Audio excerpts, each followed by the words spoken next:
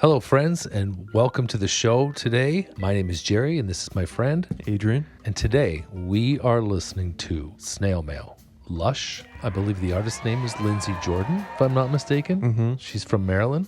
Yes. I know also that you, in your infinite kindness, got 4 tickets to her show in Toronto. Mm-hmm. In April. So the 4 of us and our significant others are going to be going. So I'm very excited about that. But that's all I know. This will actually be the first time I'm hearing Snail Mail. Yeah, you were bold and were like, let's go to the show without hearing her. I love going to shows without knowing what I'm getting into. This is her first album, her first full length. She was 19 at the time this came out. I think she was just finishing high school. I remember reading about her in the magazines I was reading back in high school, because I think this is 2018. Yeah. Oh, wow. So I think I was in grade 10 at the time. And you were in my history class. Yeah. When I would listen to this, yes. We were bros. Yeah. Lots of memories with this record, and she just announced a new album, so felt it would be in the spirit of that to cover her first one, and we're going to the show. So as always, the uncut version is on our Patreon if you feel so inclined to head over there. We'll start with track 1, which is Intro, and then we'll let it go into track 2, and track 2 is Pristine.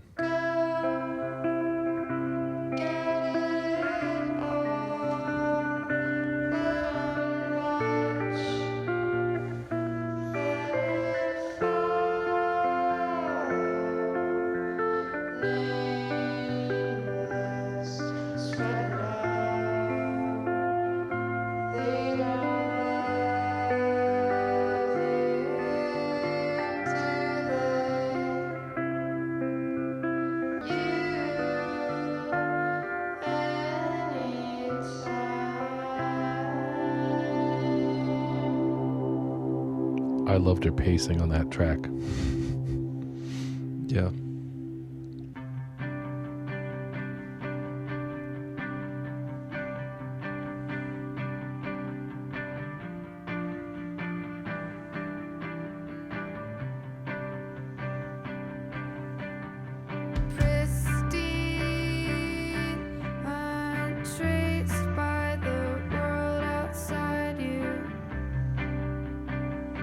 This is like 90s pop.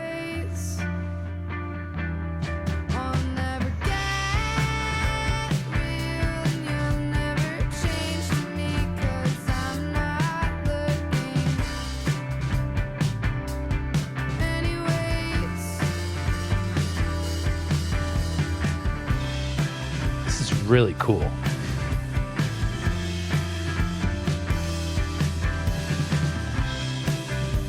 I love the drumming. It's clean. So is the guitar playing.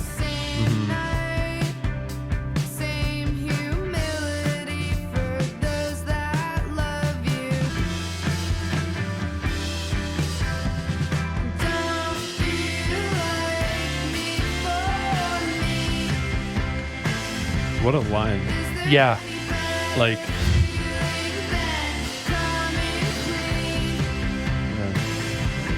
And I know myself, and I'll never...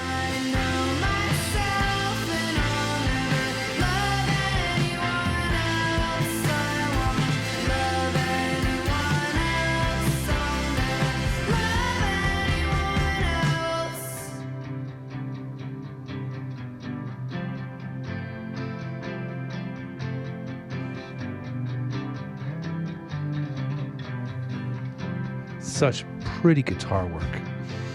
Yeah.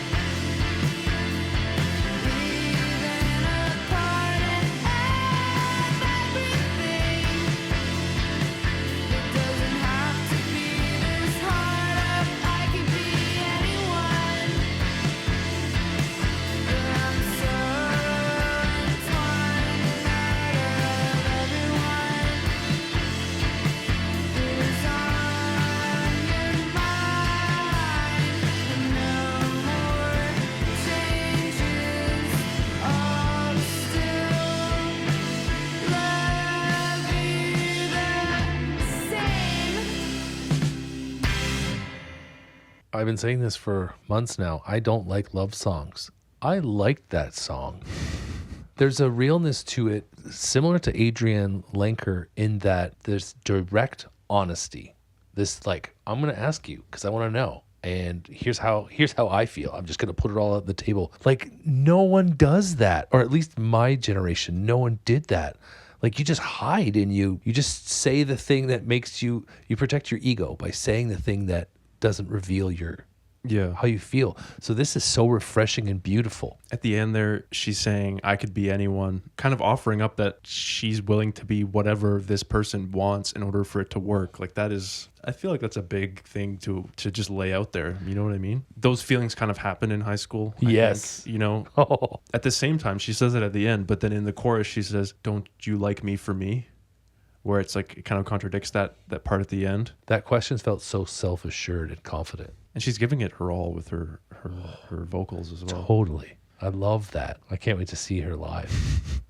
This is track 3, Speaking Terms.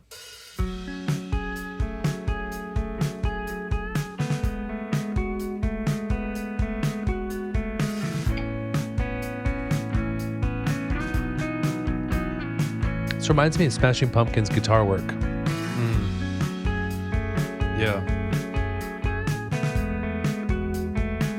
Open chords.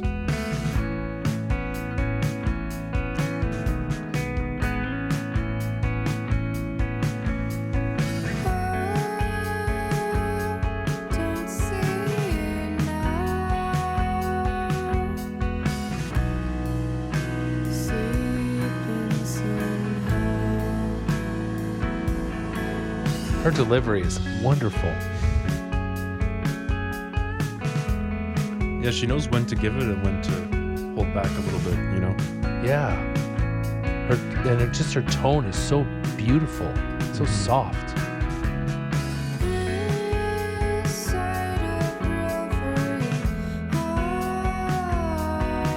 Always. Yeah. Big time.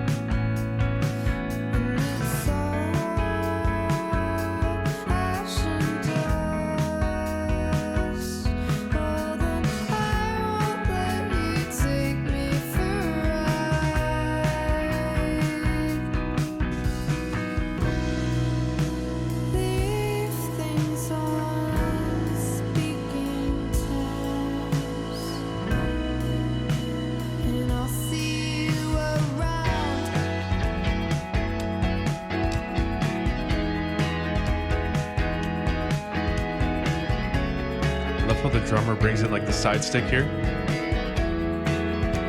So cool.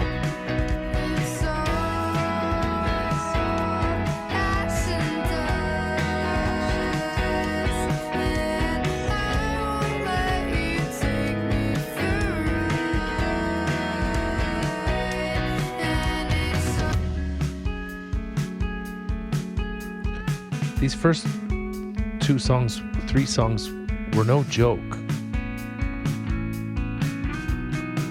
Yeah. She is revealing to me, I'm looking at her face now, and the difficulty, the pain and sorrow and the challenge of being with another person. Like I've been married for 20 years and I still feel it. And so does my wife. It's never easy. I think I really got that sense really quickly from her. I emotionally felt it because of the tone of her voice, the way she sang it, how she pushed her voice, but also the brilliance of her lyrics. Like, whew, she's really, really something. For me, like she does such a great job of capturing like those big feelings of being in high school and like that feeling of like those crushes or relationships or whatever, you know what I mean? But in a mature way. Like, yeah. Like, I was not here in high school. You're dumb. Like, And she's like nuanced and poetic and self-reflection.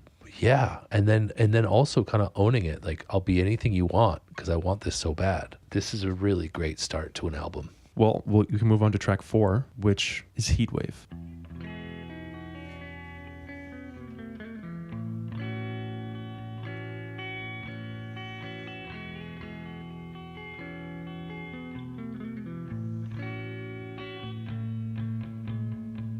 I'm so tired.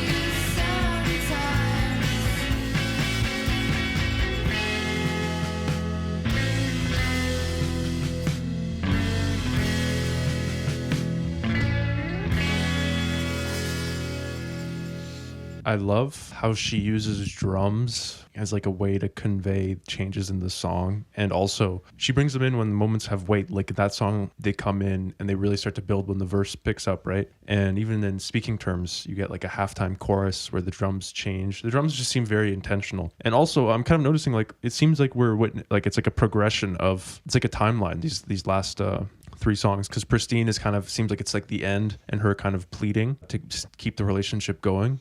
And then speaking terms is kind of like, okay, it's ended, but let's keep it on speaking terms. And now this song's about her moving on and how hard that is and all the thoughts that come along with that. It just seems like it's kind of a progression of like stages of a relationship's demise and the aftermath. And also, like, I found the line surprising when she said, I hope that you get that whole love that you talked about sometimes. And I was like, whoa. When I had a breakup, I'd be like, all right, peace. To be reflective and to think about it and then to hope that the other person found what they actually wanted that you couldn't provide. Like, that's a level of vulnerability. I'd be like, man, you're gone. Because that pain makes you like... Put walls up. It surprised me. Yeah, well, also that line also is showing how much she cared about this other person. It's like, well, you know, if I can't do it, I hope someone else can. You know, when most people would be like, yeah, like you said, like later. We can move on to track 5, which is Stick. You dream about the people that wrong you.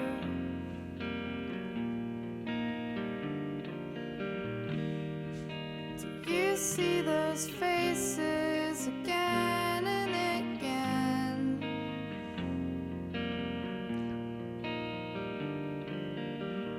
Things work out for you, or are you still not sure what that means? And it's a hard trip to the kitchen sink, 'cause I can't watch this one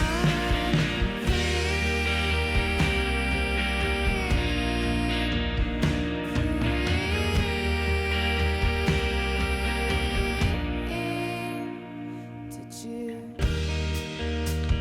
Her songwriting is really impressive.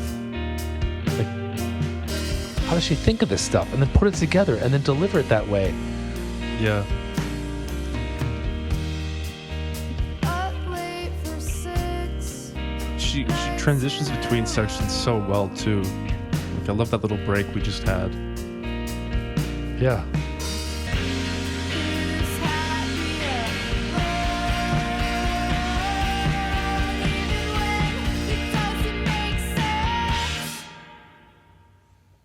And there's some talk of rumination early on in the song, like just thinking about thoughts and staying up with thoughts. I'm like, oh, rumination, that's a tough one. Mm-hmm. So there's a lot of stuff going on there. Being this age and like writing this sort of thing, being so emotionally vulnerable and intelligent and mature and self-reflective, it's kind of crazy for high school. It's so hard to do it in a way that doesn't feel like it's isolated in that time period. Like this also seems like it could be applicable in a relationship in whatever stage. How are they making this stuff in high school? I barely got my homework done, let alone produce an album of this level. Amazing. Well, I mean, we're halfway already. Okay, it's snack time, and we decided to have a bevy this time around. So we have zero sugar Dr. Pepper.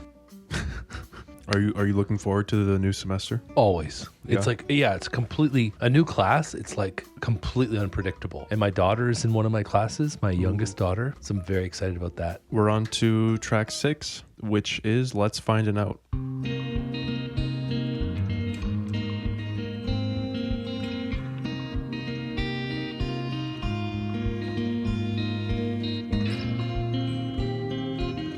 This is a different arrangement than the other tracks. First time with an acoustic, I think. Yeah. Doubled with electric, I think. June's glowing red. Let's find it out.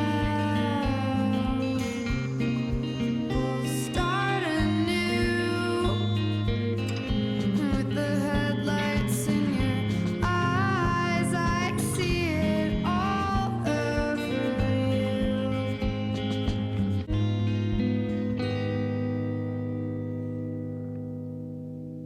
you. That was a really pretty song. I don't know if I understood it off the first listen. It's talking to that same person again. I mean, your point about the arrangement, I like the arrangement on that one. It's a break from the rest, and there's a nice tambourine in there, really wet, spacious tambourine. I just like the atmosphere and the feeling of that one. And I noticed something you said about the drums, how they're used to transition different things or to accentuate moods. Right before the little instrumental break, there was and then there was no more percussion, just a shaker and just a break, and then back to this beautiful, almost like these little chunks of emotion, just enough to understand what's going on, not so much that it's overwhelming. It's almost like she's taking care of us, not to let too much out at once. Feels really controlled. We can move on to track 7, which is Golden Dream.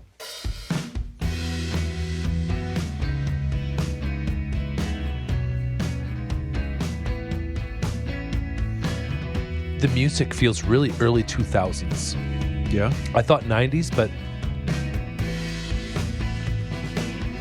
Below the surface of a frozen lake. Fun fact, she played hockey growing up. really, The music video for Heat Wave, she's like playing hockey in it. I'm not yours. No, when I mean it, I'm not wasted anymore. Not yours. Again, she's kind of talking about trying to get this person's love. I don't have enough for it. Yeah. Can't buy it.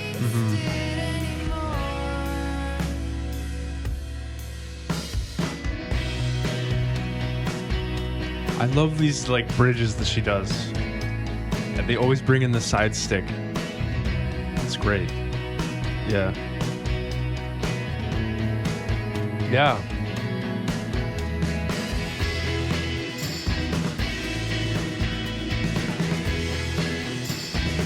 It's like it's made for a live performance. You know what I mean? Even with the arrangement, like it's like a 4-piece band sort of thing. Yes.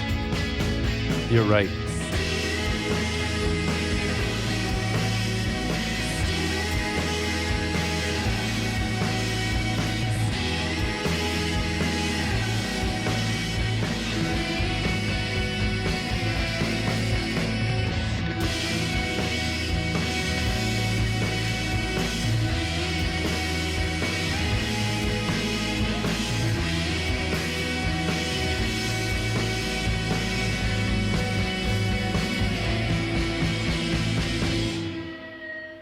I guess at the end, it feels more high school, but it also feels more real and more like I felt, like stupid, stupid, stupid. That ending is so real because like there's this cerebral high school kid who's like, yes, I'm moving on and I'm not what you wanted and I wish everything for you. But then there's also the stupid, stupid, stupid. Like Yeah. that's, oh man, like oversharing or ruminating or all those things you do that you're like, I've just revealed parts of myself that are only for me to you. It's interesting because you're right. There's like those moments of like clarity and like, yeah, I you know, like where you can step back and have more of like a bird's eye view. But there's also moments where you're like, fuck, man, like what like, you know, and that frustration that just comes through. It's more just like a upfront way of expressing like emotion, you know, that frustration where you just kind of got to get it out sort of thing. And it's kind of like these two sides. We can move on to track 8, which is Full Control. It's something we've already said about her. It's her control.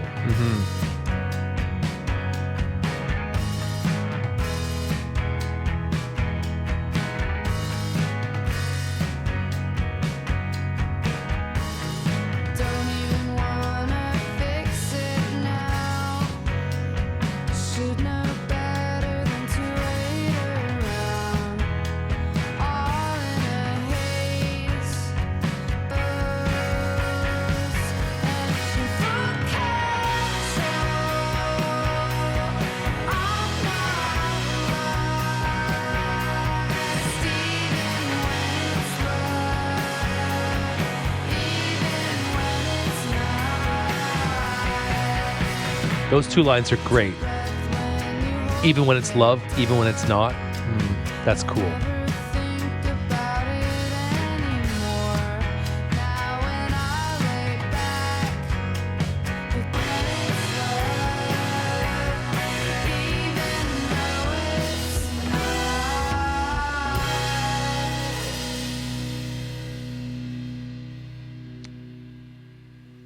thoughts. One thing I'll say is I like how a lot of the songs end in the way that they probably would at like a show. You know what I mean? Like there's no fade outs. It's like this grand ending. And again, the drumming, I love when like it's just the drumming is just so tight and calculated and unique to me, and it sounds so clean and crisp. And I love how the drummer is constantly doing the side stick. It's a nice touch. I like the line, even when it's love, even though it's not. I don't know. That was just a nice contrast. But I love the songwriting, and I love the vocals, and I love the arrangements. We can move on to track 9, which is Deep Sea.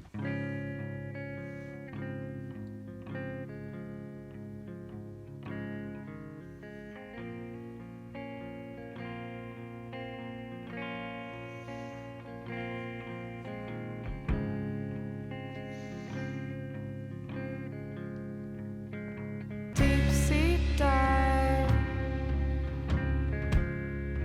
Got down, but you stayed alive.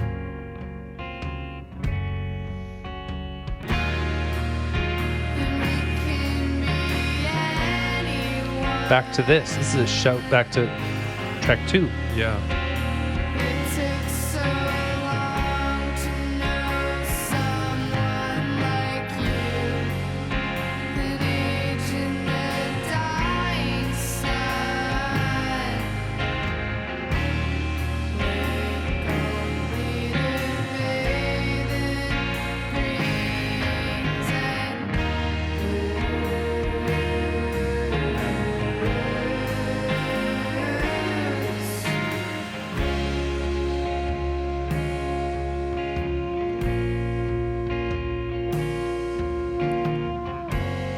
Trumpet. Or is it French horn? It's beautiful. Nice touch.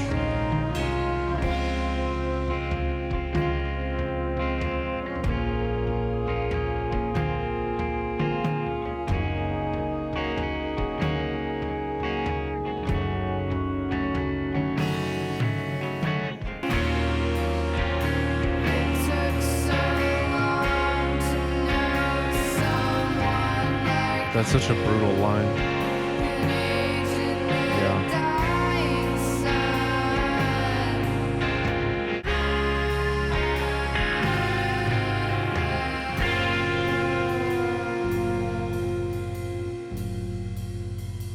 It's a brilliant love song.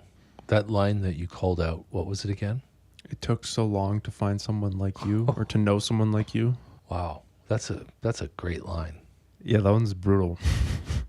And I mean, Deep Sea is such a great way to illustrate like the depths you go after something doesn't work out, especially when it's such a big thing for you and your life, you know? The deep sea is the big unknown, the source of life. I found in those situations, it was like you were let into like this universe, and it was like this new place you could occupy. It's like finding a new room in your home or something. Like you're in this new world that's really great. And then when it ends, it's like there's a long time where you're picturing them there, but you're not with them. And it's weird. And then every once in a while you catch a glimpse of them and you're like, dang, what are they thinking about? What are they doing? What do they think of me now? It's wild. And then eventually it just stops. That stuff stops happening and it's fine. But it takes a while. And I think your brain has to go through those things to be able to pick up what ends up becoming your life. Yeah, this is the last track. This is track 10, Anytime. Go get it all. Let 'em watch. I just clocked. Let it fall. This is the intro. Nameless. Sweat it out. I never put that together over the years. They don't love you, do they? And I want better for you.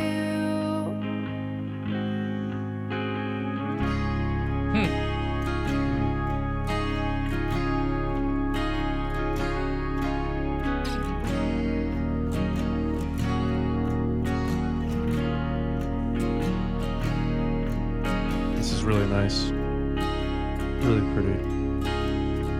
She's the master of the interludes. Yeah. I'm not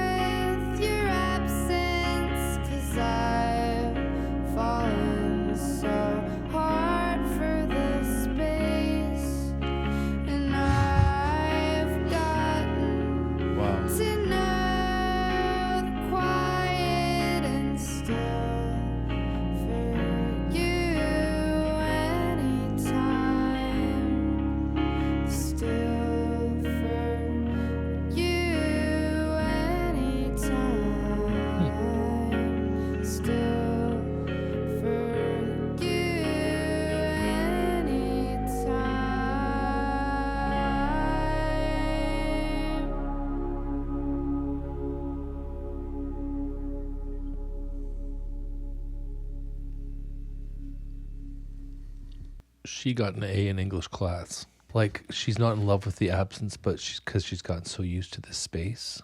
Like, that's so cool. Yeah, that was a great line combo there. What a way to put it. Like, 'cause it's almost like romanticizing the past when the person's not there, right? And you've fallen for that. Yeah, I expected more of a climax at the end, but it ended anticlimactic. Like, almost felt like she'd fall for this person again. It seems like she's coming to terms, like moving on. Like she wants the best for this person. She could waste her whole life, focusing on this, but she wants the best for this person. And, saying that she hasn't fallen for the absence. Like she's like waking up from that, where she's acknowledging that she has maybe, but she's willing to move on. But I mean, you're right. At the end, she does say out for you anytime, which, I mean, I think a lot of people would say, like, if they're the one, I guess, on the receiving end, they would say that, I guess. Some people would. No, it's true. I don't think I ever thought of it before. Like, when it ended, I just went, meh. But like, if I was a single man and someone from my past that I loved came back to me and said, let's go out, I wonder, I'd never entertained the idea. But, I'm married, so I wouldn't do that. So don't call me. She's made me think a lot today. In terms of album, if you would have told me before, this whole album's love songs, I would have been like, meh. But I really liked it as much as you can when you're being made to feel somewhat sad. And my heart went out to her. She did that to me. She made me feel what she felt. And she made me feel things maybe that I had felt before and had ignored. This album helped me tune in a little bit with parts of me that I maybe put on a shelf and ignored, which was hard, but interesting. So in that regards, in terms of like listenability to an album, I don't think I'd want to listen to this one a lot, maybe once or twice a year, just because of the emotion. The heaviness. Yeah, but it's really good. Like, she's just so good. She's a really good songwriter. In terms of rating, I'd give it an A+. I think so. I mean, I gave Clairo an S, and the thing I liked about Clairo, if I'm comparing similar, she's more similar to Always, maybe, but there's less diversity of song types. There's less experimentation. This is like it's almost like you said the Avalanches is one song. This is kind of one mood. Right. Broken up by an acoustic with a slightly different arrangement, but then everything else went back to it.